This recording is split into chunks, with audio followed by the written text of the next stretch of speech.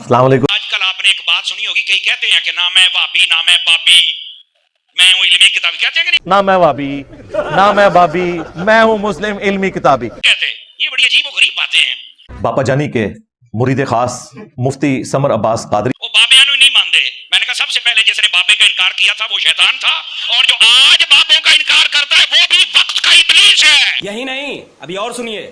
सबसे पहले जिसने कहा कि बाबा तेशाही को नहीं, वो शैतान है हजरत। या अल्लाह क्यों सजदा करा, बाबा तेशाही कोई नहीं।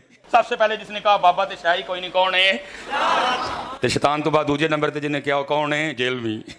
वो इतने जज्बात में आए कि उन्होंने कहा कि कायनात में पहला शख्स जिसने बाबे का इनकार किया था ना, वो शैतान था, और दूसरा जो है वो इंजीनियर है। वे चले सारे इन्होंने अपने बुजुर्ग छाड़ देते, यानी फिरौन, नमरूद, अबू जहल सारे इनके हैं ना, जाहिर है, क्योंकि इसने कहा है कि पहला वो था, दूसरा इंजीनियर है। तो बीच में अगर ये बड़े बड़े नहीं थे तो वो फिर इसके ही हुए ना। या तो ये कहता कि ये भी उनमें से एक है, फिर तो समझ आती। उसने कहा कि पहला वो था और दूसरा ये है।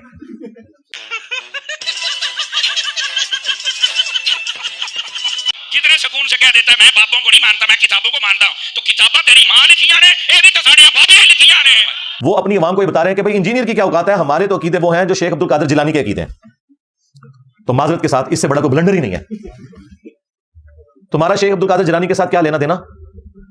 तुम नमाज के जिस तरीके को मक्खियां मारना कहते हो, तुमने अपनी पब्लिक को यह बताया कि ये बगलों में बुत रख के आते थे तो रफुल दैन होता था। जिस शेख अब्दुल कादिर जिलानी रहमतुल्लाह अलैह के नाम के ऊपर तुम चंदे इकट्ठे करते हो, 11वीं पका पका के खाते हो, कभी उस 11वीं के ऊपर तुम्हारी जुर्रत नहीं है कि उसकी किताब गुनियत तालिबीन से नमाज का तरीका बता सको। उसमें वही तरीका लिखा हुआ है जो बुखारी और मुस्लिम में है, रुकू में जाते वक्त और रुकू से उठते वक्त रफुल दैन के साथ नमाज पढ़ना। तो तुम गौसे पाक के अकीदे पे कहां से आगे भाई? उसी किताब गुनियत तालिबीन में तुम्हारे गौसे पाक ने और हमारे अब्दुल कादिर जिलानी रहमतुल्लाह अलैह ने तुम हनफियों को गुमराह जहन्नमी फिरका लिखा है। हाँ, कितनी मजे की बात है। और इससे ज्यादा तकलीफ दे चीज उन्होंने लिखा है कि अहले हदीस असल में अहले सुन्नत है। चलो, 2 छक्के मार के गए दोनों, और ये छापी हुई है खुद बरेलवियों ने। नमाज का तरीका, अकीदे वो तो तुम्हारे वाले है ही नहीं थे। किताबा तेरी मां लिखियां ने, ये भी तो साड़ियां बाबे लिखियां ने। देखा आपने लापरवाही का नतीजा है। यानी ये फकी भी लहजा जिसदा कोई इल्मी आजमा खराब होए ते उन्हें फकी भी दें। ओ लख लानत तेरे जम्मन पे। ऐसे ड्रामे करते हो यार, हमारा दिल तो नहीं होता पर कभी कभी दिल करता भी है, रेंच में टैट करा थोड़ा लिया।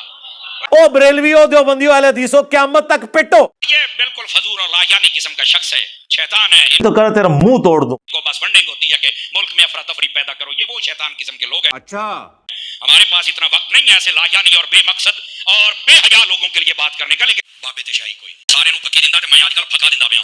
फकी तो सारे खाते हो ना, सुनते तुसी हुंदे ही हो। इल्मी आजमी वाली फकी जेडी जेलम शरीफ तो मिलदी है, ते पेट वाली जेडी गोल्डन शरीफ तो मिलदी है। ते साडी ओदे नाल कोई दुश्मनी नहीं है साथी। मेरे बाबे नु भौंकना बंद कर देवे। नहीं छोड़ा मैं नहीं तोड़ा को बाबा छड़ना, बिल्कुल एक एक बाबा पे लम्मा पाल लेना है। जिसने खत्म नबूवत के ऊपर डाका मारा, हाँ गुलाम अहमद कादियानी दज्जाल हो या चिश्ती दज्जाल हो, बकौल तुम्हारे, तुम तो कहते हो मार्फत की बात, या थानवी दज्जाल हो या शिबली दज्जाल हो, कोई नहीं बचेगा, क्योंकि मेरा नबी सा है ही कोई नहीं। तेरे बाबे थे शायद। आपके इत्मीनान के लिए मैंने बात की है कि सनु सौदा पसंद आवे तो ले जाओ, ना पसंद आवे तो मेरा व्यक्ति जाना है। सर लगा मेरा मजाक।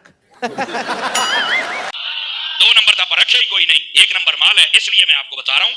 नसो तू है चिश्ती रसूलुल्लाह पार्टी दज्जालां दी औलादो, दज्जालां ने मजार बनाए जे। चौथे पारे की तफसीर पढ़ के देखिए, यौम तबय्यदु वुजूहुम व तस्वद्दु वुजूह, तो उसमें लिखा है क़यामत वाले दिन किसका चेहरा काला होगा और किसका चेहरा नूरानी होगा। अबे जल्दी बोल। फरमाया यौम तबय्यदु वुजूह ऐ वुजूह अहले सुन्नत वल जमाअह। क्या फंस गया सीएम। वाले दिन किसका चेहरा सफेद रहेगा? फरमाया सुन्नियों का रहेगा। हमको मारो, हमको जिंदा मत छोड़ो सालो। और सुन्नत अबी दाऊद में हदीस है कि क़यामत वाले दिन सबसे पहला सवाल नमाज के बारे में होगा। जिसकी नमाज दुरुस्त निकल आई उसके अगले सारे मामलात आसान होते चले जाएंगे, और जिसकी नमाज दुरुस्त ना निकली उसकी अगली मंजिलें मुश्किल दर मुश्किल होती चली जाएंगी। अच्छा, एक हदीस सही बुखारी और सही मुस्लिम में है कि क़यामत वाले दिन सबसे पहले कत्ल के मुकदमे का फैसला होगा। तो इसमें ऑप्टिमल सोल्यूशन यह है कि हुकूकुल इबाद में से पहले कत्ल का मुकदमा डिस्कस होगा और हुकूकुल्लाह में सबसे पहले नमाज डिस्कस होगी। फरमाया मुझे अपने रब के इज्जत व जलाल की कसम, मेरा कदम उस वक्त तक जन्नत को नहीं उठेगा जब तक मैं अपने सारे मुरीदों को जन्नत में दाखिल ना करवा लूं। तकू यौमन ला तजज़ी नफ्सुन अन नफ्सिन शैआ, और डर जाओ उस दिन से कि जिस दिन किसी शख्स से कोई शख्स किसी दूसरी जान का बदला नहीं दे सकता। यहां पे लोग कहते हैं ना जी आप हमारे मुरीद हो जाएं, ہم خود آپ کے گناہوں کا بوجھ اٹھا لیں گے, اللہ سے بخشوا لیں گے. اللہ فرماتا ہے قیامت کے دن سے ڈر جاؤ جس دن کوئی شخص دوسرے کا بدلہ نہیں ہو سکتا. حتیٰ کہ بخاری مسلم میں حدیث ہے, سیدہ فاطمہ جنتی عورتوں کی سردار ہے, اور بخاری اور مسلم میں موجود ہے کہ سیدہ فاطمہ سے نبی علیہ السلام نے فرمایا, اے میری بیٹی فاطمہ, میرے مال سے جو کچھ لینا ہے نا وہ لے لے, وہ تو اس کا مالک تو میں ہوں, لیکن آخرت کے دن اگر اللہ نے تجھے پکڑ لیا تیرے اعمال کے سبب تو میں تیرے کچھ کام نہیں ہوگا. تو قرآن میں لکھا ہوا ہے. سیدہ فاطمہ کو تو کہا جا رہا تھا, سنایا ہمیں جا رہا تھا کہ اگر سب سے زیادہ رشتہ داری کا بینیفٹ کسی کو مل سکتا تھا نا تو سیدہ فاطمہ تھی, لیکن ان کو بھی بتا دیا گیا کہ اعمال کے بارے میں کھلی چھٹی نہیں ہے. اور سیدہ فاطمہ کو تو چھوڑ دیں, قرآن میں 3 دفعہ آیت آئی ہے نبی علیہ السلام کے بارے میں, سورۃ الانعام کے اندر, سورہ الزمر کے اندر, سورہ یونس کے اندر. قل انی اخاف ان عصیت ربی عذاب یوم عظیم. اے نبی تم فرماؤ کہ مجھے خود ڈر ہے اس بات کا کہ اگر میں نے بھی اپنے رب کی نافرمانی کی تو بڑے دن کا عذاب مجھے بھی آ پکڑے گا. سر مجھے بتائیں آپ کا اور میرا رب اس سے زیادہ کس لیول پہ آ کے آپ کو سمجھائے؟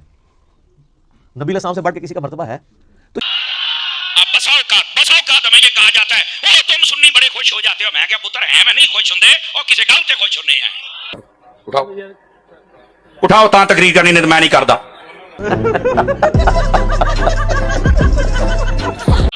ہاں تو عقیدہ چیک کر, ہمارا مائنڈ سیٹ چیک کر, صحابہ کے بارے میں, اہل بیت کے بارے میں, اولیاء کے بارے میں, صحابہ کے بارے میں, حضور کے بارے میں. ہمارے اندر عمل کی کمزوری ہو سکتی ہے پر ادب کی کمزوری نہیں ہے. آڈیو دے نال کوئی دشمنی نہیں ہے ذاتی, میرے بابے نو پونکنا بند کر دے. عمل کی کمزوری ہو سکتی ہے پر ادب کی کمزوری نہیں ہے.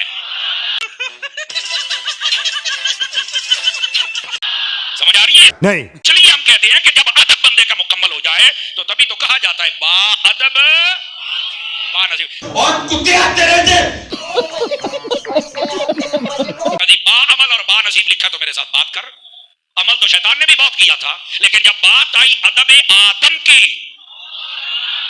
تم لوگوں کی کیا اوقات ہے یار, ہم تو تمہارے بڑوں کو کچھ نہیں سمجھتے, تم لوگوں کے غصے کی کیا اوقات ہے. جو ہے کہ کوئی نہیں آپ حضرات کی توجہ, بیٹھ جا, توجہ. جب بات آئی ادب آدم علیہ السلام کی تو کہتا میں نہیں مانتا. یہ تو بالکل 2 ڈیفرنٹ چیزیں. یہ جان بوجھ کے اپنے گدے کے اوپر سفید اور کالی لکیریں پھیر کے زیبرا بنانے کی کوشش کرتے ہیں, لیکن میں گرم تولیہ ان کے اوپر پھیر دیتا. فرمایا کہ قیامت والے دن کس کا چہرہ چمکے گا؟ فرمایا اہل سنت کا چمکے گا. اپنا حال یہ ہے کہ میلاد کے جلوس کے اندر ہزاروں بندہ ہوتا ہے, اور جیسے ہی زور کی نماز کا وقت ہوتا ہے 99% لوگ اپنے گھروں کو لنگر اور نیاز لے کے چلے جاتے ہیں, مسجد میں 1% لوگ بھی مشکل سے جاتے ہیں.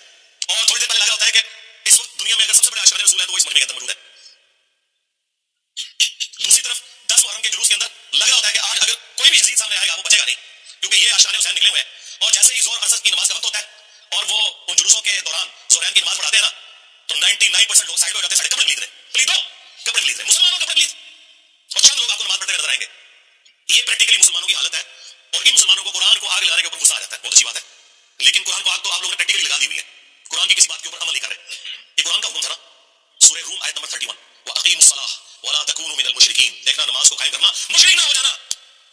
قرآن کو آگ تو مسلمانوں نے لگائی ہوئی ہے. قرآن چیخ چیخ کے کہہ رہے کہ جو نماز نہیں پڑھتا وہ پاکستان کے شناختی کارڈ میں مسلمان ہے, اللہ کے یہاں وہ مسلمان نہیں ہے. صحیح مسلم میں یہ حدیث لکھی رہ گئی 246 کہ بندے کے کفر اور ایمان, شرک اور اسلام کے درمیان فرق کی نماز ہے. یہ حدیث مسلم میں ہی لکھی رہ گئی. ابن مسعود رضی اللہ تعالیٰ عنہ کہتے ہیں کہ جماعت کے ساتھ نماز پڑھنا یہ سنت خدا ہے, یہ تمہارے نبی کی وہ سنت ہے جو اللہ نے انہیں عطا کی, اگر اسے چھوڑ دو گے تو برباد ہو جاؤ گے. رسول اللہ کے زمانے میں اگر کوئی بیمار بھی ہوتا اور 2 بندوں کے سہارے مسجد میں آ کے نماز پڑھ سکتا تو اس کی کوشش ہوتی کہ میں مسجد میں جماعت سے نماز پڑھوں کہ مجھے منافق نہ شمار کر لیا جائے. جماعت چھوڑنے پر رسول اللہ کے زمانے میں سمجھا جاتا تھا صلی اللہ علیہ وسلم کہ بندہ منافق ہے.